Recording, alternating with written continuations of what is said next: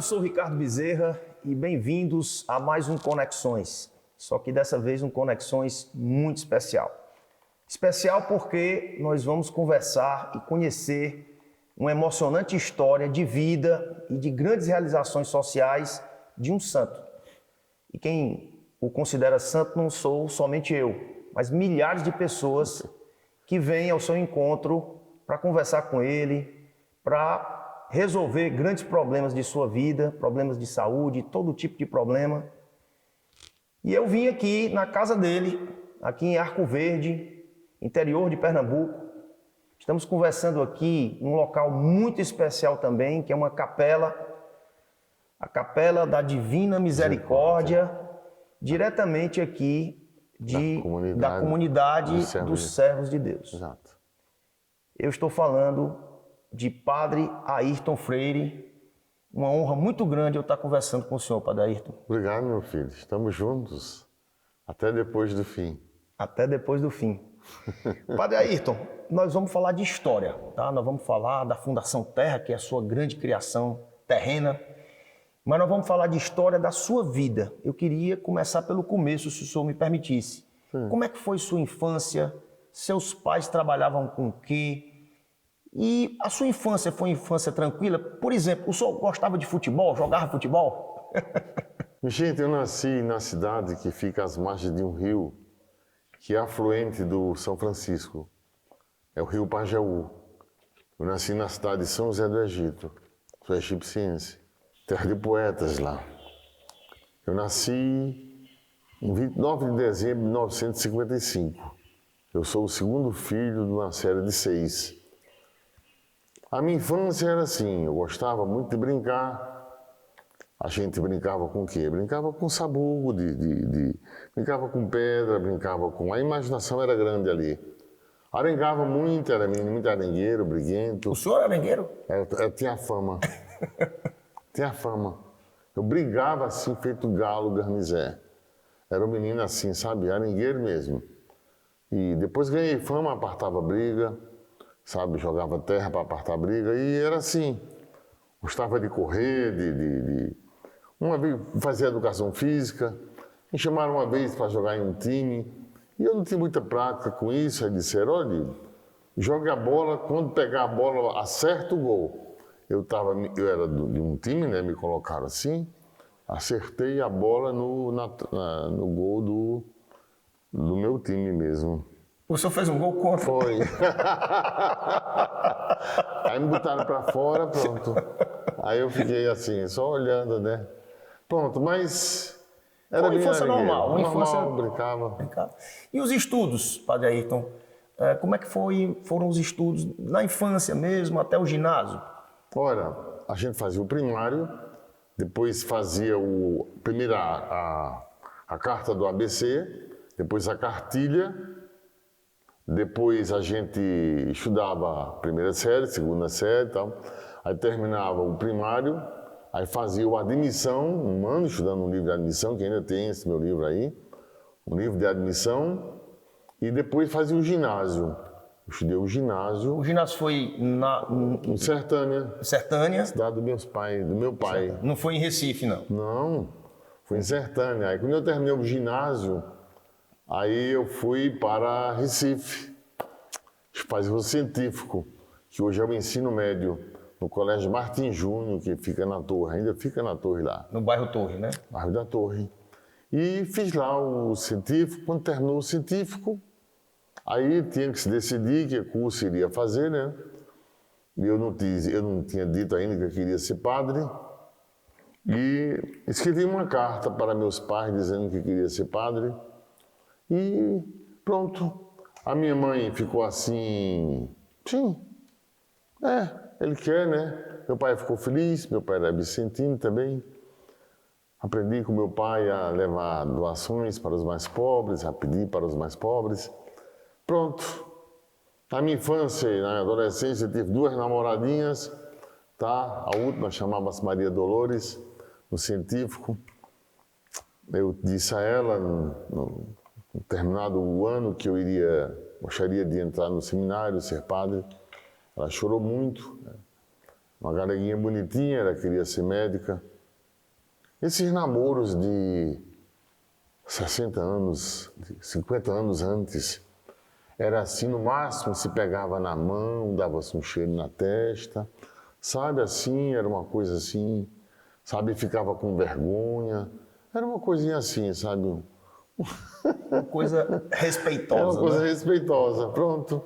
Mas assim que foi beleza. minha, sabe, gostava muito de estudar, gostava muito de estudar, muito.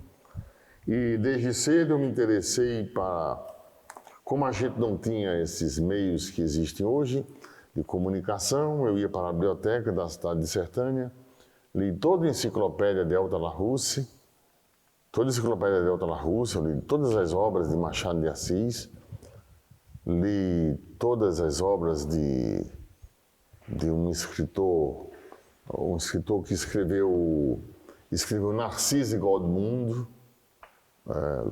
Daqui a pouco eu me lembro do nome dele. Pronto, estudei assim, lia bastante, me interessei por idiomas. Na minha época se estudava inglês e francês, tá? Comecei a aprender francês já no ginásio, depois aprimorei já quando fazia filosofia. Durante a filosofia fiz teologia também. Me permita lhe interromper, padre. A gente está vendo, e essa é a importância desse programa, porque a gente está acostumado a conversar com o padre para resolver os nossos problemas. E a gente está falando da história do Padre Ayrton, que eu acho que pouca gente sabe. Né? Pouca gente sabe, daí a importância desse programa. Mas, padre, me permita fazer duas perguntas. O senhor falou que resolveu ir para o seminário no terceiro científico, vamos dizer Foi. assim. No terceiro científico. Mas eu acho que ninguém resolve isso no terceiro científico. Não. O senhor já desde de pequeno, mesmo arengueiro, jogando futebol, fazendo gol contra. O senhor pensava em ser padre já, Padre Ayrton? O senhor já tinha isso na essência? Aconteceu isso nas missões de Frei Damião lá em Sertânia. Frei Damião, homem santo. Presenciei alguns acontecimentos bonitos da vida dele. E na missão ele disse, sim, já estava indo embora, apresentar uma cruzinha como lembrança das missões. Aí diz, estamos indo embora, se algum de vocês quiser nos seguir, como disse Jesus, vem, segue-me. Imagina, ele não perguntou a ninguém, eu levantei a mãozinha e disse, eu. Depois vi que ninguém levantou, baixei, fiquei com vergonha. Guardei isso no meu coração porque eu era arengueiro e só revelei no terceiro científico. Mas o chamado aconteceu através da missão de Frei Damião. Padre Ayrton, o seminário, e eu vou um pouco além. O senhor entrou no seminário, mas o senhor estudou teologia, filosofia e psicologia. Foi. O que é que lhe levou... Eu estudei, viu? Eu estudei sobre o senhor. O que é que lhe levou à psicologia? Que tem tudo a ver, né, padre? Quando você lida com pessoas, né? Especialmente pessoas... No seminário a gente faz 3 anos de filosofia, 4 de teologia. Assim, a formação básica nossa, não é? Nesse período de filosofia, eu também estudei na Aliança Francesa, estudava lá na Aliança Francesa, e aprendi um pouco de francês para ler o livro de francês, que os autores bons eram em francês, da teologia, da filosofia. Aí eu aprendi, nesse período também despertou em mim o desejo de querer conhecer melhor as pessoas. Aí passei a fazer psicologia na Facho, no Alto da Sé, em Olinda. Estudei. Terminei em 82. Em 82. Terminei com minha turma. Fui o orador da turma. Fui o celebrante também da turma. Porque em 82, no dia 13 de fevereiro de 82, eu fui ordenado padre. Quer dizer que o senhor, no mesmo ano que o senhor foi ordenado, o senhor terminou psicologia? Terminei. Terminei em junho de 82. E fui ordenado padre em fevereiro de 82. Depois eu mudei para Beira Paróquia, foi Arco Verde. Peraí, o senhor chegou, me permita, padre, o senhor chegou a atender em consultório a psicologia, a exercer a profissão? 16 anos. Então, o senhor era padre, né?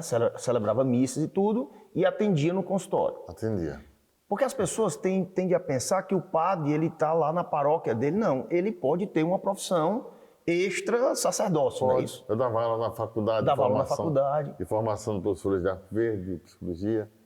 Agora, minha gente, acontecia uma coisa interessante, é que quando eu estava atendendo as pessoas no consultório, poxa vida, eu estava atendendo as pessoas no consultório, e quando eu abri a porta para o próximo entrar, que seria atendido, eu estava na Rua do Lixo, estava aquela, sabe, aquela quantidade de pessoas pobres, de criança correndo assim, e o pessoal assim, sabe, um pouco assustado, sabe?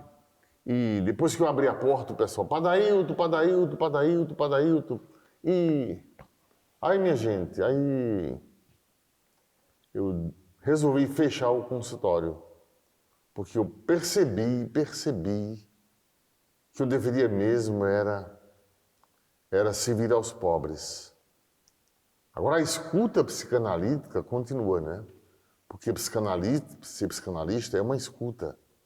Passa pela análise pessoal. Eu fui analisado durante 20 anos, mais ou menos, pelo mesmo analista, Jacques Laberge, do Recife, que trouxe o lacanismo para Recife, sabe? Um jesuíta, padre jesuíta, depois pediu para sair. Eu tive essa formação com ele e tornei-me psicanalista pela escuta, fui psicólogo também, né? Tenho um diploma. E tive essa formação, minha gente. Mas aos poucos eu fui percebendo que eu deveria mesmo era ficar com os pobres. Vamos conversar aqui também, para a gente fazer uma cronologia, que o senhor foi um pouco além e eu queria voltar um pouco. O senhor se ordenou, o senhor é muito irrequieto, Daí vem a história do arengueiro que virou um grande servo de Deus. Ele é muito irrequieto, então se a gente deixar ele fala tudo, ele vai... Padre Ayrton, quando foi que o senhor foi apresentado e como foi que o senhor foi apresentado à tal Rua do Lixo? E mais do que isso, teve um problema quando o senhor foi ordenado, o senhor muito irrequieto, que foi, o senhor foi atrás da prefeitura para o bem-estar das pessoas, das crianças e tal, isso deu um ribuliço. Conte como é que foi esse começo conturbado do seu sacerdócio e a Rua do Lixo. Minha gente, eu fui ordenado em fevereiro de 82 e fiquei no centro da cidade, trabalhando lá. Mas só ficava lá. Mas havia grupos de jovens, e eu trabalhava com a juventude. Uma vez, uma jovem chamada Denise convidou-me para conhecer a Rua do Lixo. Eu resistia, já ouvia falar, mas não queria. Até que uma vez eu fui caminhando perto da rodoviária, caminhando, sol quente, caminhando, cheguei lá assim. Eu fiquei tão impressionado quando eu cheguei lá, fiquei tão impressionado. Mas eu fiquei tão impressionado vendo pessoas quebrando pedras, crianças disputando alimentos no lixo. Minha gente, disputando alimentos no lixo com animais. Pessoas assim esperando para fazer algum trabalho, sabe, era assim, gente que ficava trabalhos avulsos, assim, sabe, para ganhar vida. Eu fiquei tão impressionado com aquilo, mas tão impressionado, que voltei depois algumas vezes e resolvi celebrar lá com eles. Um padre, né? Fui celebrar com eles. Ninguém sabia responder uma missa, só se passava carro de lixo lá. Gente, na hora da comunhão, uma criancinha, tem a imaginação da criancinha, a criancinha toda, assim, toda suja, toda, sabe? Quando viu levantar a hóstia, eis o Cordeiro de Deus, eis aquele que tira o pecado do mundo. Eu mesmo dizia, Senhor, não sou digno de que entreis em minha morada, mas dizia uma palavra e serei salvo. Dizei uma palavra e serei salvo. A palavra que eu escutei foi uma criança gritando, por amor de Deus, eu quero bolacha. Aquilo me tocou de uma forma, tão grande, que a mudança que ocorreu em minha vida foi uma mudança de lugar, não só topológica, mas topográfica. Não só topográfica, mas topológica. Quer dizer, eu mudei de lugar, eu resolvi morar com eles e passei a enxergar o mundo pelo olhar dos pobres. Morando com ele, eu reaprendi a olhar a realidade de outro ângulo, do outro lado do altar. A palavra que eu ouvi dizer uma só palavra foi daquela criança. Então vocês veem, a espiritualidade, o toque nasceu primeiro. E daí surgiu a obra social. A obra social é fruto de uma espiritualidade feita a partir do clamor de uma criança pobre. Falar isso até me toca assim dessa maneira. Me toca dessa maneira, me emociona. Porque foi um elemento fundante, uma experiência fundante e marcante em minha vida. Desculpe ter falado dessa maneira. Pelo amor de Deus, padre. Eu que me emocionei aqui também. Mas deixa eu ir além. Essa criança, quando viu a hóstia, pensou que era uma bolacha e queria comer. Sustentar as crianças pelos braços, pelos pés. Gente. Alguma criança morreu nos seus braços, padre? José, houve cólera na rua do lixo. Cólera na rua do lixo. A criança estava assim, arfando.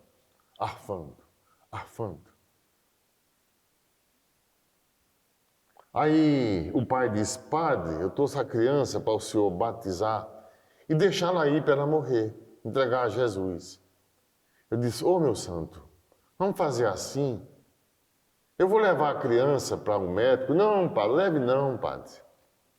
Leve não, batize que ela já está arfando, ela já está se ultimando. Eu disse, não, meu santo, vamos fazer assim.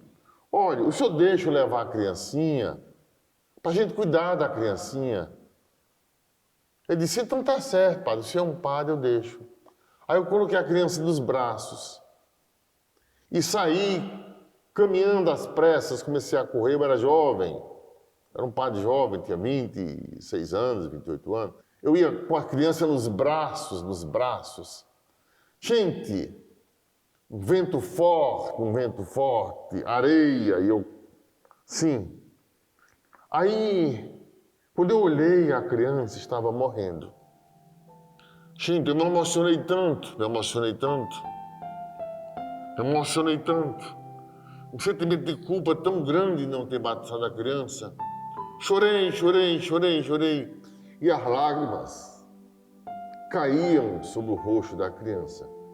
Então, com os dedos assim, com os 3 dedos, eu passei a minha mão na cabeça da criança, as lágrimas caíam abundantemente.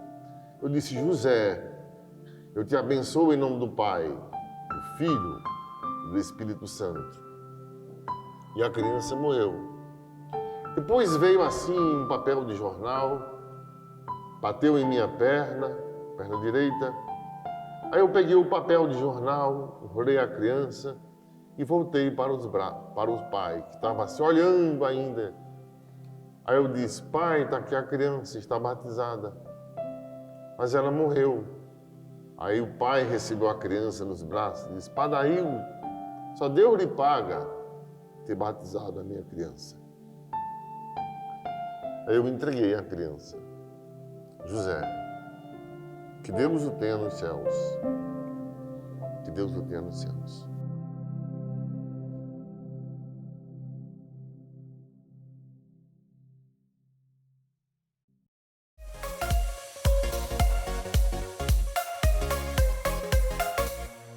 Como é que eu, ou as pessoas que estão aqui do nosso lado, e as pessoas que estão lhe assistindo, que são pecadores, podem ir para o mesmo lugar que o José foi?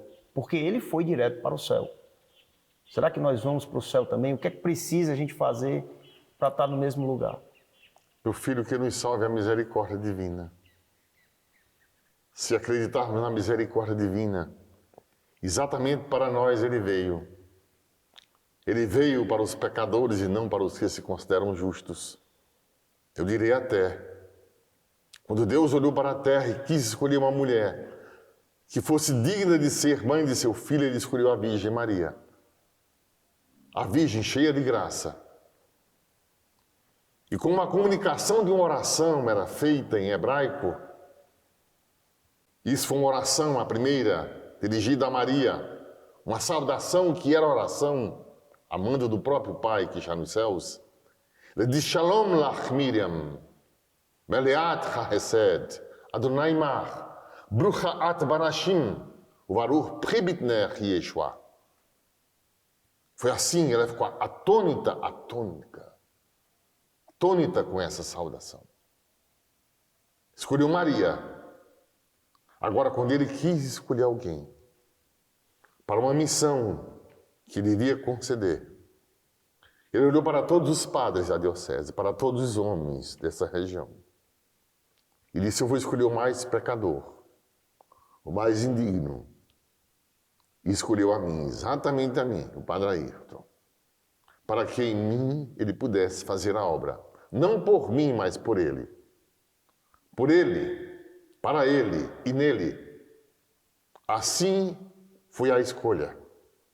Assim foi a escolha. E por isso que, sendo nós pecadores, falhos, sempre falhos, nós entraremos no reino dos céus. Pela confiança que temos na misericórdia divina. E quando eu partir, quando eu me lançar nos braços da misericórdia, eu estarei do outro lado, esperando cada filho meu, para entrarmos juntos, na glória de Deus. Espero em Deus que isso aconteça. Não por mim, mas por sua misericórdia, que é sem fim. Padre, a gente que vive nesse mundo maluco aí, trabalhando direto e procurando deixar alguma coisa para a família e deixar um legado patrimonial, eu lhe pergunto, às vezes eu tenho mania de achar que tudo é uma compensação, sabe? Tudo é matemática, mas não é. Mas na sua visão de santo homem, Padre Ayrton, um bem que uma pessoa faz, e um mal que a pessoa deixa de fazer, ele se reverte em pontos lá com o nosso Criador? Minha gente, o bem que nós fazemos é Deus realizando a salvação em nós. Como diz aquela oração que nós fazemos sobre o Espírito Santo, meu filho, o bem que nós fazemos é a salvação de Deus que já se realiza em nós.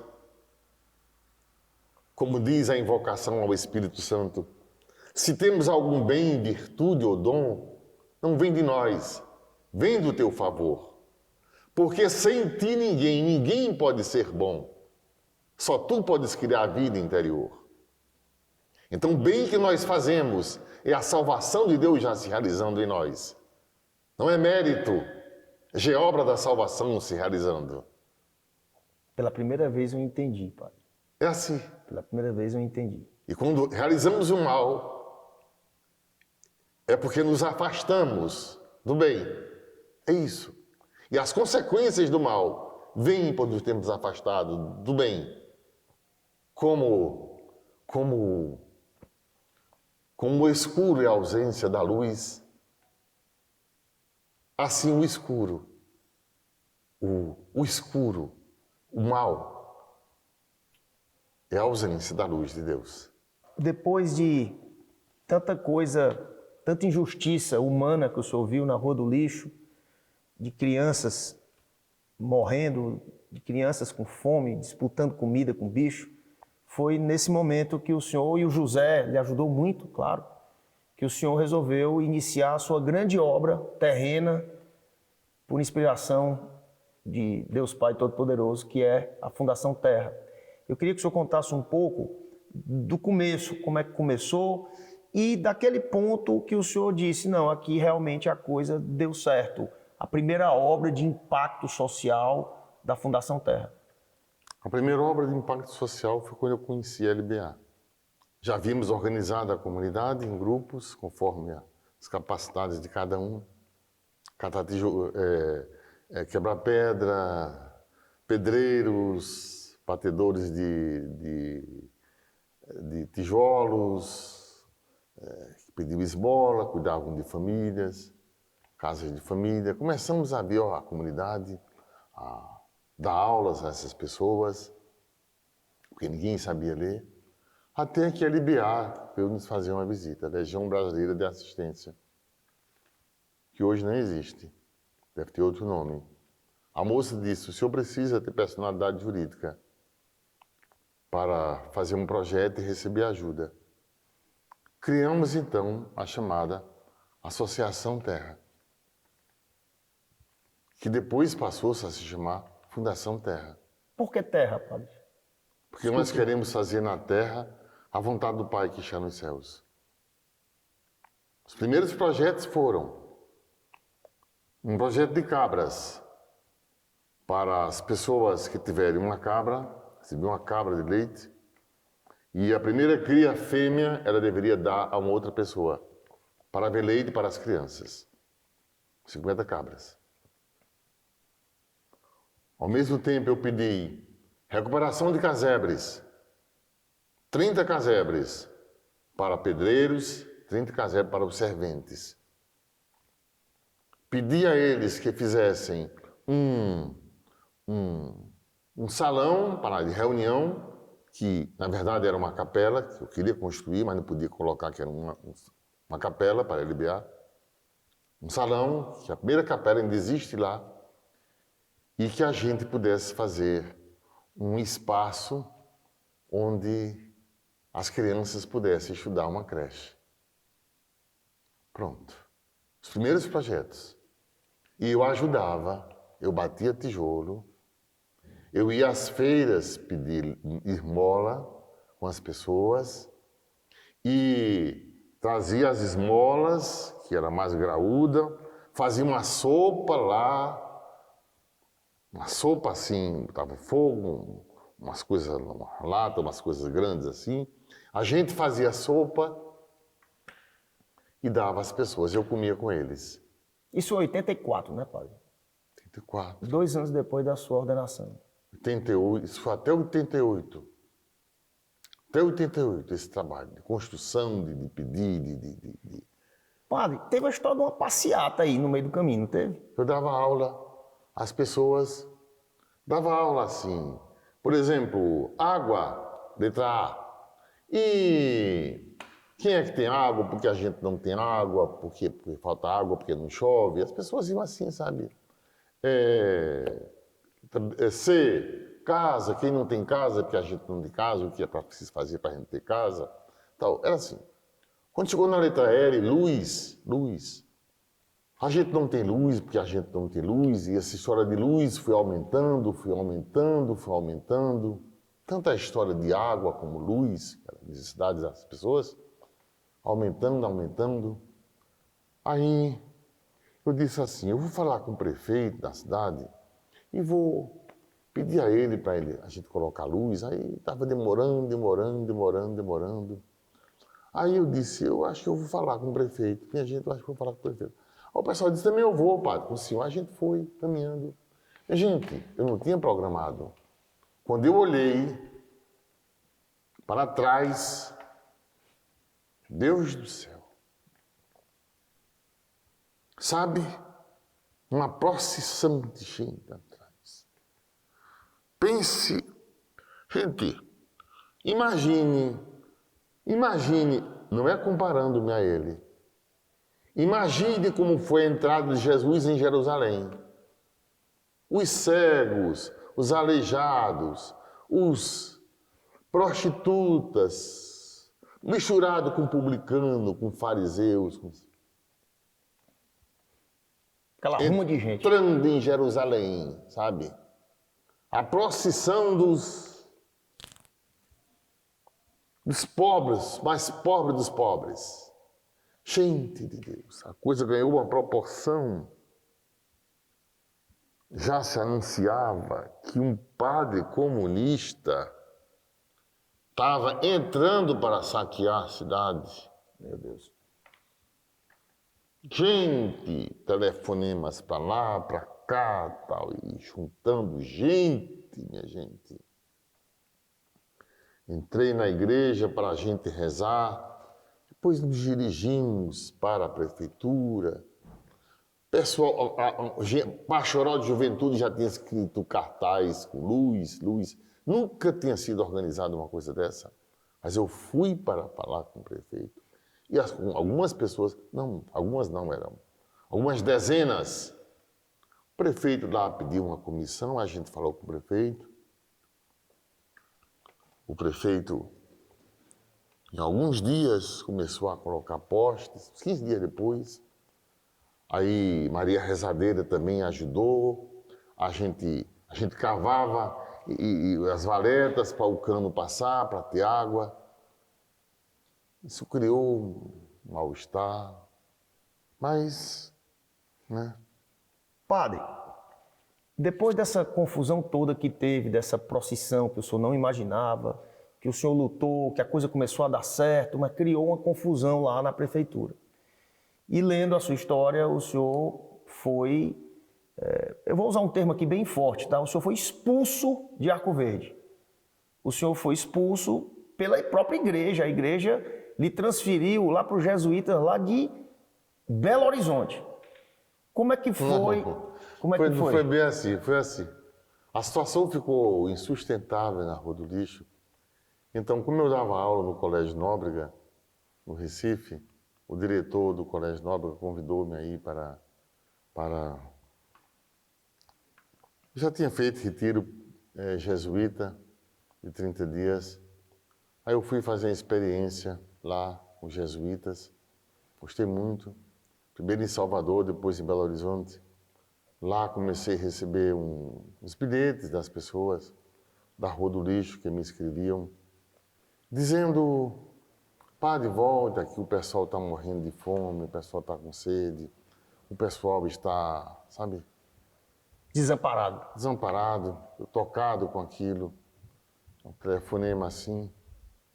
Aí eu disse: eu vou voltar. Eu vou voltar. Eu vou voltar. Liguei para o bispo. O bispo disse, quero muito bem a ele, o bispo me ordenou. Ele disse: aí, Tória, você pode ir para qualquer outra paróquia, você pode ir. Se quiser, você vem ficar na catedral, você fica em outra paróquia, mas a Rua do Lixo não dá certo, sabe? Não dá certo, já houve tanta coisa lá, não volte. Gente, aí eu, sabe, poxa vida, se fosse hoje, eu não sei como eu faria, minha gente. Eu fiquei entre a cruz e a espada. Eu ficava entre, sabe, é justo fazer o bem em dia de sábado? Existe a lei a ser cumprida. Um voto que eu fiz. Existiam as pessoas com fome. Entre a cruz e a espada. Meu Jesus, me ajude. Ele disse: aí, se você voltar, você não terá uso de ordens. Eu voltei, minha gente. Deus do céu. Ainda bem que depois houve uma reconciliação. Eu voltei, minha gente, sem uso de ordens. Só para as pessoas entenderem, sem uso de ordens é que o senhor não poderia mais celebrar uma missa. Não podia, sabe? Na Rua do Lixo. 10 meses eu fiquei assim. Mas todo mês eu ia tomar o café da manhã, uma vez por mês, com o bispo. E tomava o café, falava como estava a Rua do Lixo, ele ficava em silêncio. Ficava em silêncio, me escutando, eu contava. Era um café silencioso, eu falava.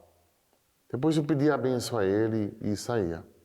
Depois de 10 meses, ele falou e disse: Ayrton, eu vou conhecer a Rua do Lixo, mas vou demorar pouco tempo lá, tá certo? Certo? A gente vai junto. Ele disse: não, eu vou com o motorista aqui. Eu fiquei lá esperando. Ele chegou. Gente, ele chegou e eu fui mostrando as coisas a ele, o que a gente tinha, né?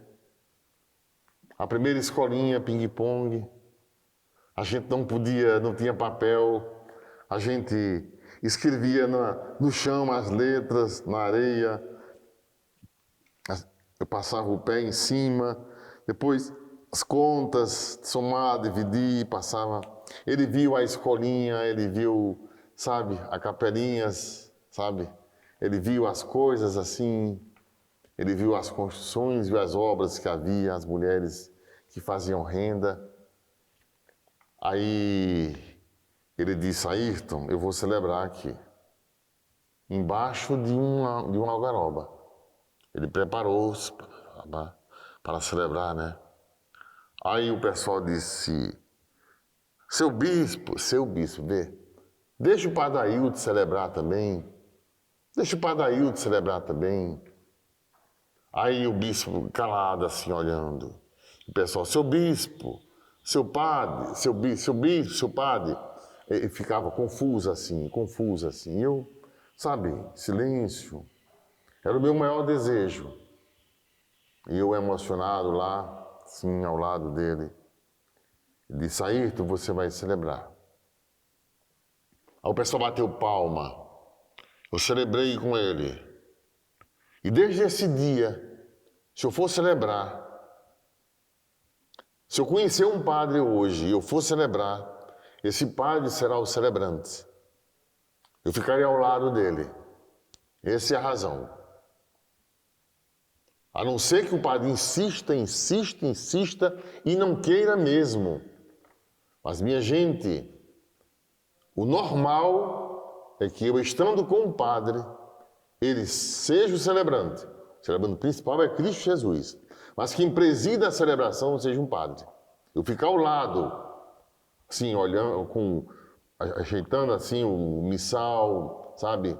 Mostrando as orações, lendo a parte, rezando a parte que ele me mostrar, veio daí, desde esse momento.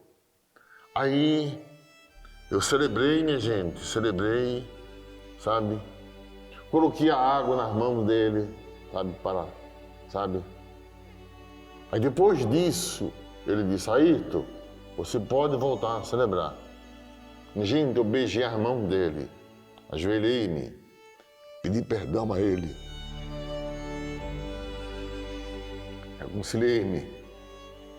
Reconciliei-me com minha igreja, a que eu tanto amo, na qual quero permanecer até o fim e morrer nela,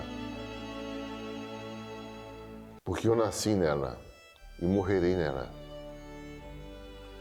Como diz o catecismo da Igreja Católica, a igreja é uma senhora de muitos anos, 2000 anos. Muitos anos, cheia de rugas, mas é minha mãe.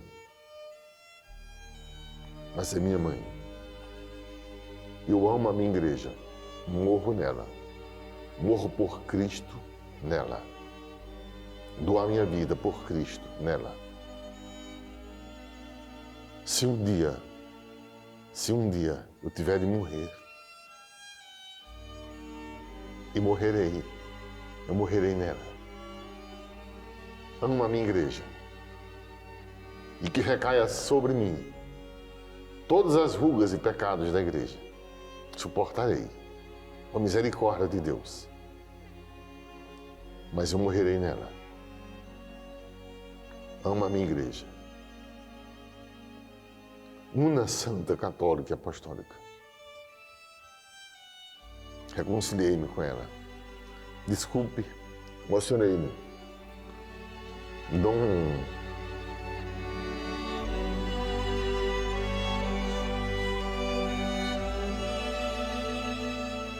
Dom Manuel Palmeira da Rocha, Obrigado por ter me ordenado padre.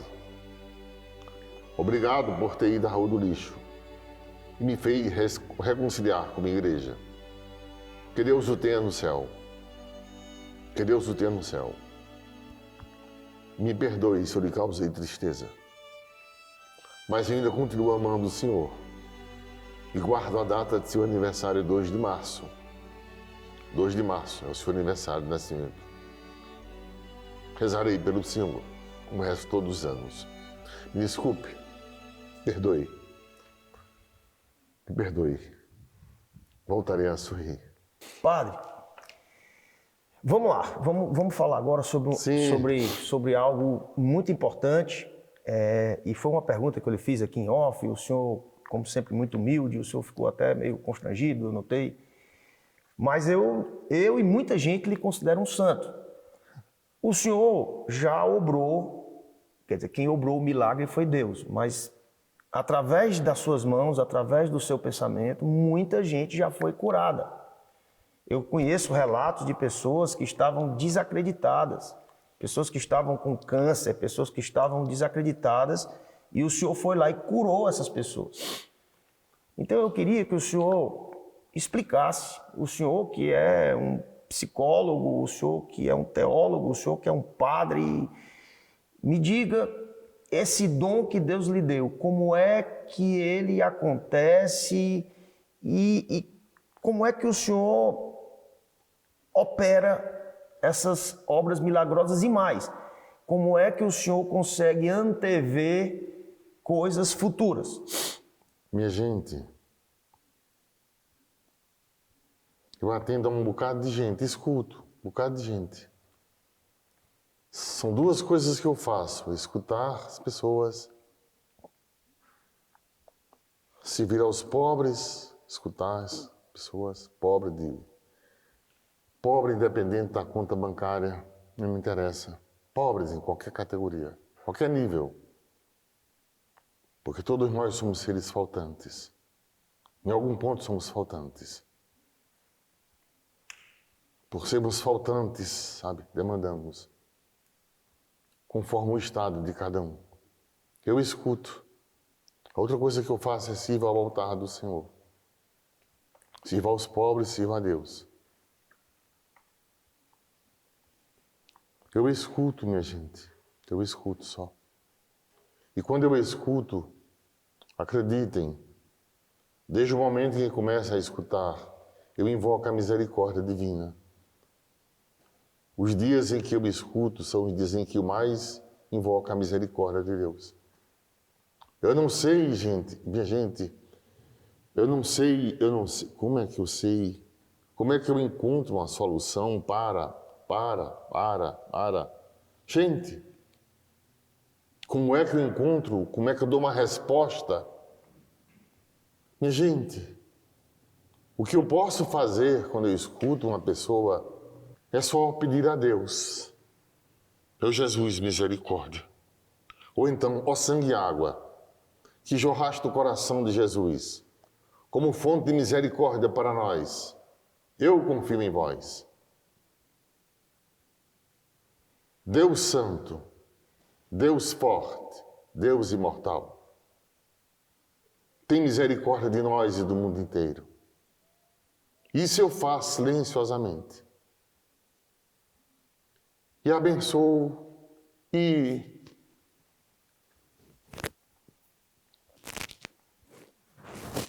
peça a alguém que sustente essa cruz de meditação. Minha cruz de meditação é essa aqui. Peça a alguém que sustenta a cruz de meditação. E nós rezamos a Deus.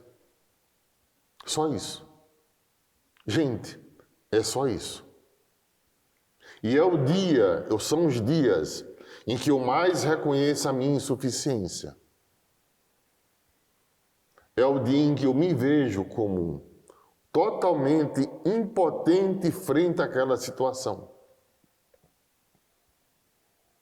E peço a Deus, e faço só isso. E qualquer pessoa pode fazer, minha gente.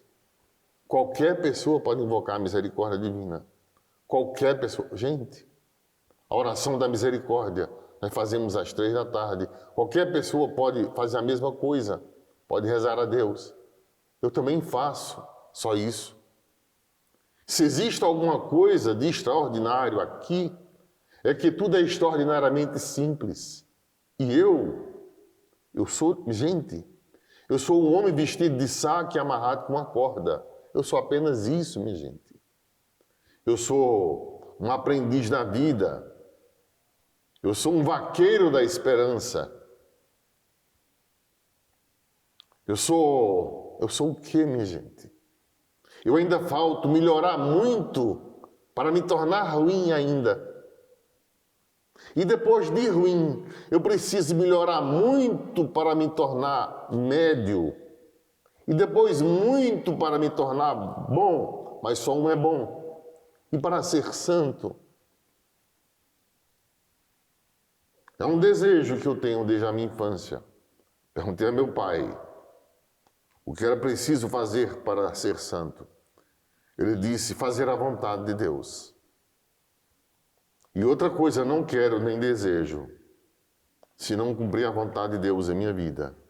Com quedas, por isso, os símbolos. E ele, quando olha para mim, ele diz, eu vou olhar para aquele, o nada, a miséria em pessoa. E o que acontece, minha gente? Eu não sei. Porque se acontecer algo, eu não sei. Porque eu peço que não me digam, nem falem nada. Gente, não existe uma pessoa que venha aqui e faça um testemunho, porque eu não deixo que faça um testemunho. Não deixo. Não há isso. Não se faz isso. Gente, seria uma apropriação indébita se eu fizesse uma coisa dessa. Se alguma coisa acontecer, porque eu não procuro saber se temos algum bem e virtude ou dom, não vem de nós, vem do teu amor, porque sem ti ninguém pode dizer bom. É isso que acontece. Agora, ser santo, morrerei com essa vontade e não serei. Sei que eu não serei, mas uma coisa eu deixo como legado. Eu amo a misericórdia divina e o meu amor à igreja, aos pobres. Isso eu deixarei como legado. Padre, o senhor tem noção, eu não sei se o senhor guarda esse número na sua memória, de quantas pessoas a Fundação Terra, direto ou indiretamente, já ajudou ao longo de todos esses anos? Meu filho, só o centro que nós temos aqui de reabilitação para deficientes físicos, intelectuais, auditivos e visuais, físicos, intelectuais, auditivos e visuais. A gente atende a 25 municípios do sertão de Pernambuco. Veja, se a gente atender a 100 pessoas por dia, em uma semana, em 5 dias, são 500 pessoas. Em 4 semanas, 2.500 pessoas por semana, por mês.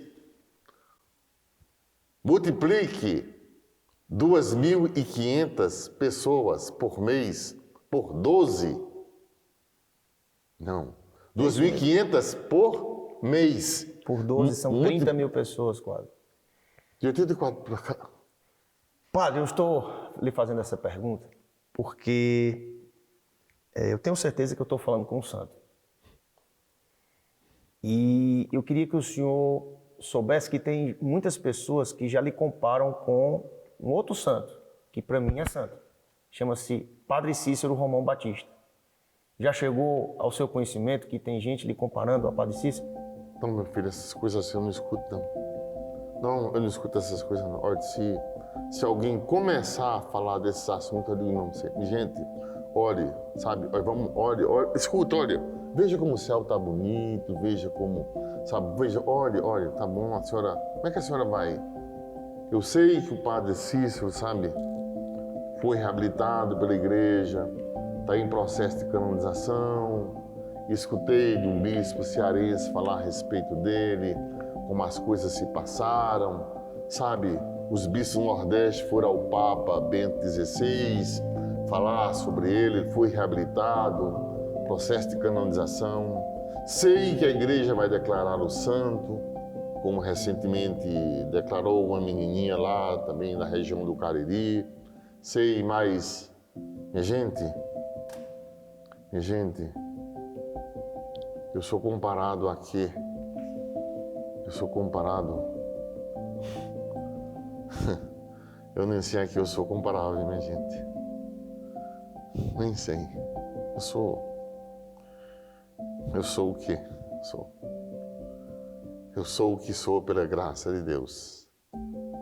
Com saúde frágil. Bem frágil. Em torno de 20 ou 30 comprimidos por dia. Sendo monitorado, alguém me acompanhando dia e noite, trocando de semana em semana, porque a situação não é fácil, sabe?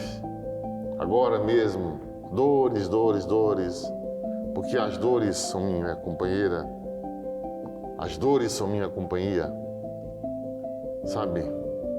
As dores também que sinto nas mãos, nos pés, dores que sinto no lado esquerdo, sinto dores, às vezes no corpo inteiro, sinto dores, mas nada,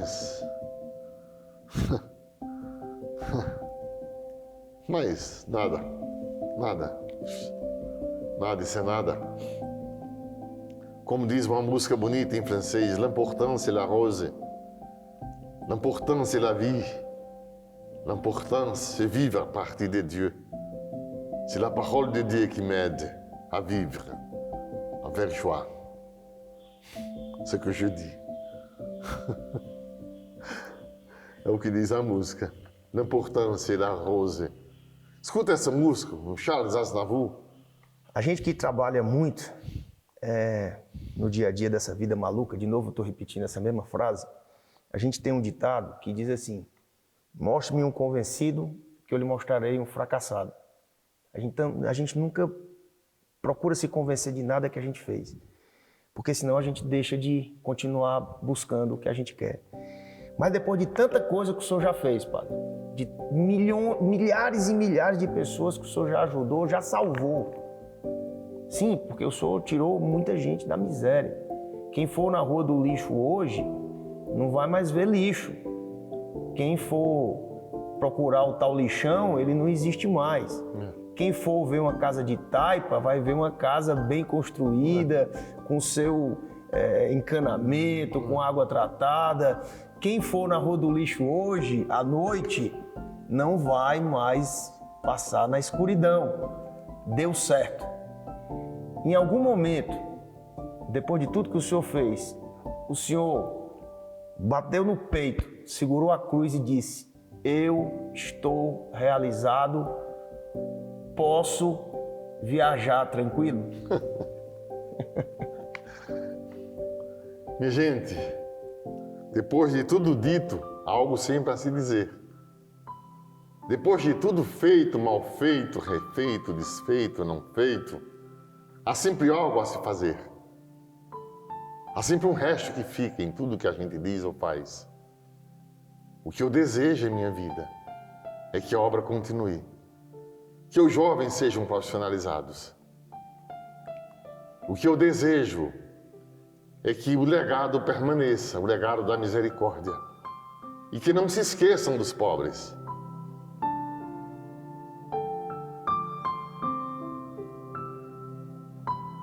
O desejo que sempre aconteça o Natal dos pobres na Rua do Lixo. Desejo que na quarta-feira que antecede a Páscoa se distribuam pães e peixes para os pobres. Todos os anos, começamos com uma sardinha e 2 pães que eu ganhei. Eu partilhei naquele dia, minha casinha de taipa lá. E hoje moro também numa casa de taipa. Eu desejo que isso não falte, que não se esqueça dos pobres. É o legado. Porque a Fundação Terra, dos servos de Deus, do Instituto dos Servos de Deus, pessoas consagradas como eu, que não nos esqueçamos dos pobres. E eu peço a vocês, após minha partida, não deixe que essa obra fracasse, porque ela é de Deus, já deu provas. E eu creio na misericórdia divina, que ela continuará.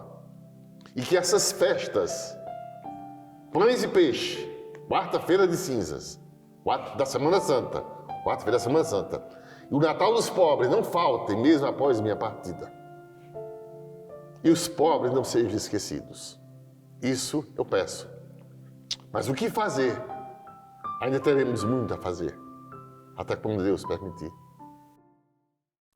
Padre, eu gostaria, do fundo do meu coração, que o senhor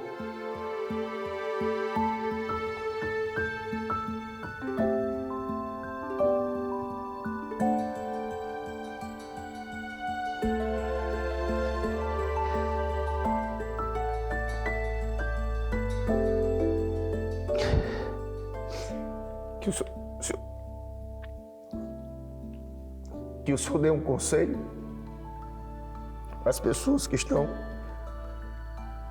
Corta aí, bicho. Corta aí, só gente.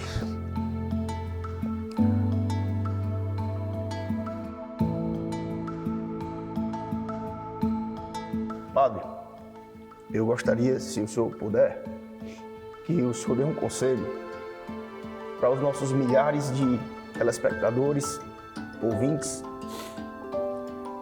internautas, especialmente as pessoas que estão sofrendo por qualquer motivo, por motivos financeiros. Não tem nada fácil nesse país, está tudo muito difícil, por motivos de doença, de dores do corpo e da alma. Qual é o conselho que o senhor dá para essas pessoas nesses momentos de grande dificuldade? A pessoa, às vezes, passa coisas pela cabeça dessas pessoas que não são desse mundo, de tirar a sua própria vida. Qual o conselho que o Padre Ayrton dá para essas pessoas? O mesmo que eu disse no início da pandemia. Por acaso tu conheces alguma estação que dure para sempre? Assim como veio, essa estação também passará. Passará. Já está passando. Só aquele que é eterno, permanecerá.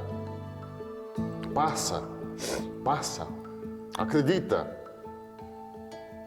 Cada fase da vida, cada estação do ano, tem sua dor, tem sua lição, tem sua duração. Passa.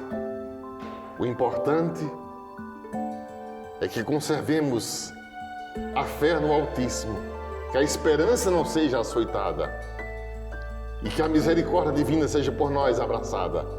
E aí, venceremos, porque Deus é Deus, Deus é Deus, grava, Deus é Deus, e só Ele é, e basta, e nada mais. Pede a Jesus que me abençoe, e a esta obra. Pede a Jesus que me abençoe. E agora eu darei essa bênção e pedirei que vocês também peçam por mim. E que o Senhor te abençoe e te guarde. Que o Senhor faça resplandecer o seu rosto sobre ti e te seja benigno. Que o Senhor mostre para ti a sua face e te conceda a paz. Eu te abençoo em nome do Pai, do Filho e do Espírito Santo. Amém. Do teu servo, o Padre Ayrton.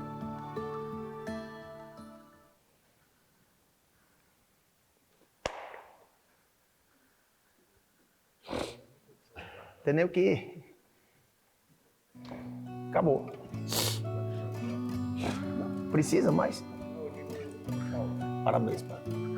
O senhor foi sensacional. Me emocionei. Sensacional.